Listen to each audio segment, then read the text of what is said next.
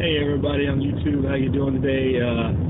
Doing a little drive time here, looking to get through the traffic as usual. I want to put together a video here just talking about this type of situation, being a commuter myself, in particular a commuter who travels long distances away from home to go to work. And people are out there that are in the same situation where maybe you go into work on a Monday morning, you come home Friday night, things like that, where you're really, you're spending time in the city or wherever you go to work, a long way from home, and you're either couch surfing, trying to find a place to sleep. Maybe you sleep in your office a little bit like I do, or maybe you have an apartment even in the city, which here's people do.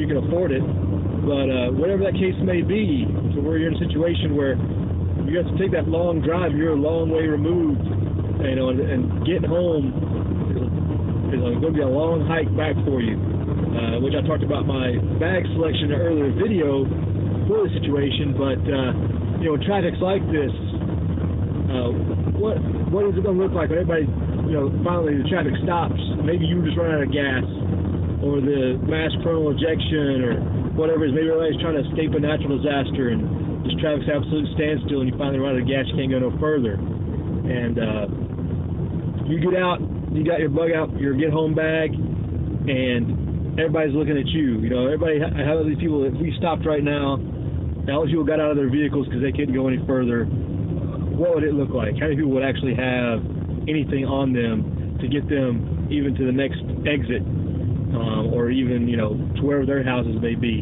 I would assume most of these people are relatively local, living down through the corridor here somewhere.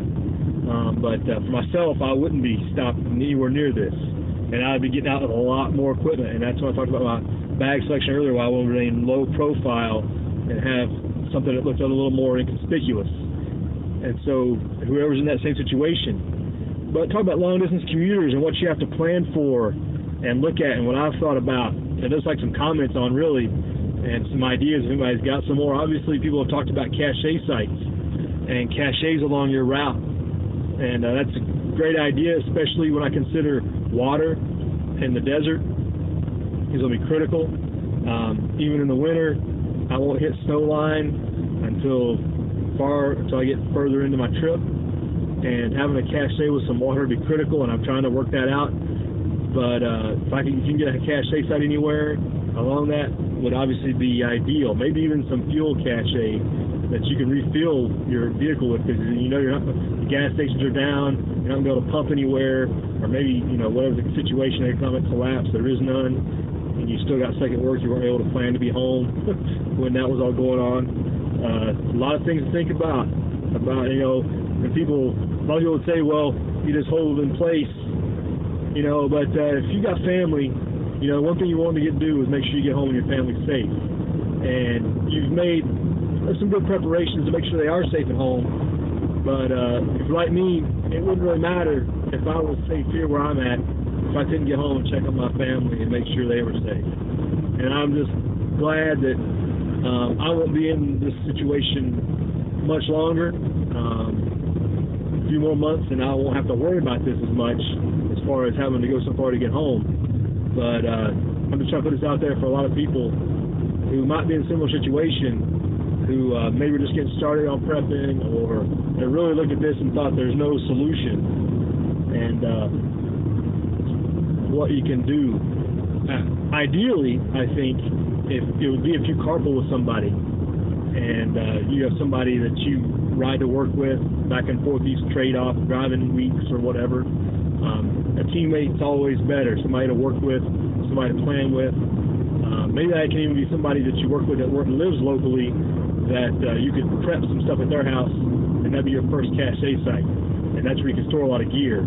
But if you're somebody that just drives into the office, maybe you need to make friends, maybe you don't trust people you work with to a certain degree.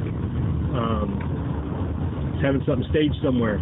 And I'm able to take everything in my office or have it in the back of my car, and no problems. But if maybe you fly or take a train in, you can't have everything. You don't want to move everything back and forth, maybe, and maybe you don't have any room in your office. Maybe it's a little cubicle and there's just not enough storage rooms to keep it secure, especially when days you're not there or whatever. Things to think about where you can keep that at, especially if you don't want to travel with it. If you're a flyer, knives, travel back and forth. You maybe just travel with your day bag on, just carry on. You can't take a knife on a plane, but you want to have a knife in a situation. You got to keep it at work. You either have to buy it, drive it in. Things to think about. Also think maybe you got a local gym near where you work, and you can get a locker there and store your kit there. Maybe especially if it's in the same building. A lot of places have gyms that are in the same building, and that'd be a good place to store it potentially. And you use it as you're going downstairs or in the building, and pull it out, and maybe change your clothes because you are in your office attire that might not be the best thing to wear when you're trying to get out of town and get home. So something to think about there.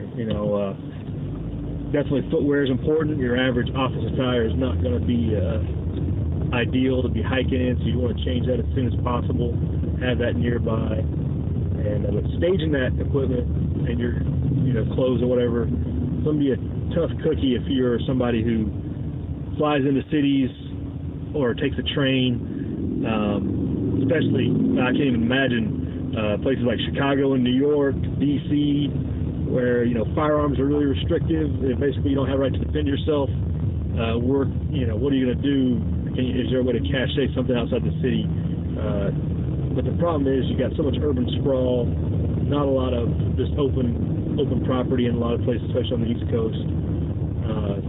So you're really having what you got. I saw Such did a get bug out bag or get home bag when he was planning a trip up the East Coast to north of DC and somewhere up in there, and he was planning his get home bag.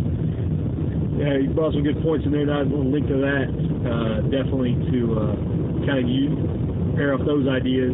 But that was a one-term deal. He was driving up and driving back. If you were to doing that weekly, obviously you want to tailor that a little differently. But he had some good points in that one about firearms laws in particular, and you're going to know that if you travel that route, definitely.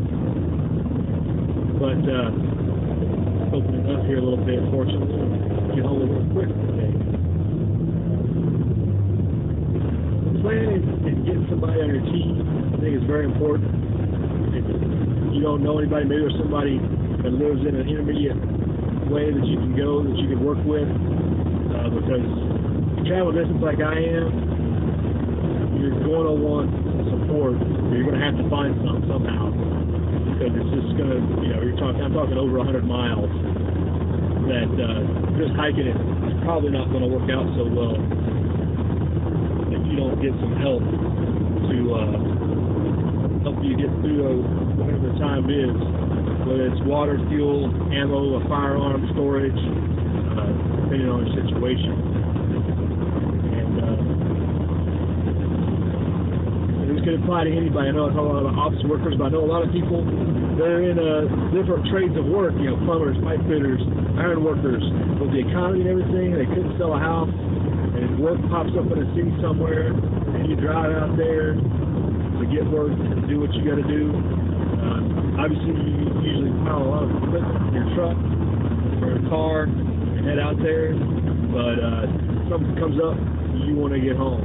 What can you plan around to do that? Similar, people drive home on Monday, come home on Friday night, stuff like that. Same similar situation in those trade works and what they do. So I know this doesn't apply just to people who work in office buildings, and people have a lot of different thoughts. So I'd like to hear some thoughts out there. If anybody's thought through a similar situation, and maybe just bounce off. I'll post another video concerning this topic a little later, and hopefully we'll generate some different thoughts on this, in particular working together, finding a teammate, and something work, storing your gear at work, and especially dangerous items or what's considered dangerous by maybe your local city ordinance or whatever would be good information. So we'll talk to you later.